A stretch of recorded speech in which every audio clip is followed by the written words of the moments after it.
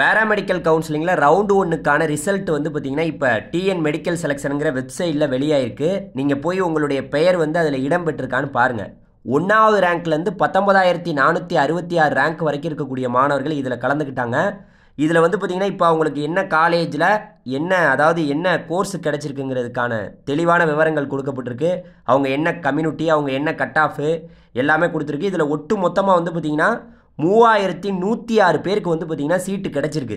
3106 பேருக்கு சீட்டு கிடச்சிருக்குல்ல, இந்த 3106 பேரும் காலேஜில் போய் சேருவாங்களா அப்படிங்கிறது தான் இப்போ கேள்விக்குறி.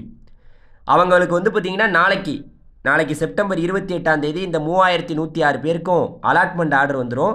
அந்த அலாட்மெண்ட் ஆர்டரை எடுத்துக்கிட்டு அவங்க அக்டோபர் 4ஆம் தேதிக்குள்ளே காலேஜில் போய் சேரணும்.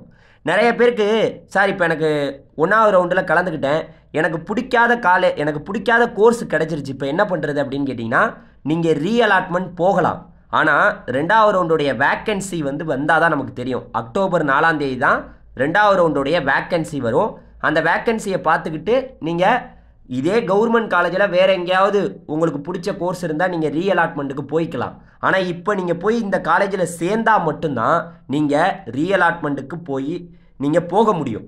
அதனால் இந்த 3106 பேரும் காலேஜில் போய் நீங்கள் ரிப்போர்ட் பண்ணால் மட்டும்தான் வேறு ஒரு கவர்மெண்ட் காலேஜில் 2வது ரவுண்டில் உங்களுக்கு பிடிச்ச கோர்ஸ் இருந்தால் நீங்கள் ரீஅலாட்மெண்ட்டுக்கு போக முடியும். இல்லை எனக்கு பிடிக்கவே இல்லை, நான் செல்ஃப் ஃபைனான்சிங்க்கு போகணும்னு நினச்சிங்கன்னா நீங்கள் 2வது ரவுண்டில் இதில் இப்போ கிடச்சிருக்கக்கூடிய சீட்டு கிடைச்சவங்க எல்லாருமே 2வது ரவுண்டில் செல்ஃப் ஃபைனான்சிங் காலேஜுக்கும் நீங்கள் சாய்ஸ் ஃபில்லிங் பண்ணிக்கலாம். ஒரு பிரச்சனையும் கிடையாது. அதனால் மாணவர்கள் உங்களுடைய பெயர் இதில் இடம்பெற்றிருக்கான்னு பாருங்கள். உங்களுடைய பெயர் இதில் இல்லை அப்படின்னா விட்டுறலாம். வேறு ஏதாவது தகவல் இருந்ததுன்னா நீங்கள் கமெண்ட் செக்ஷனில் கேளுங்க. இந்த PDF நான் கீழே கொடுத்துருக்கேன், பார்த்துங்க. நன்றி.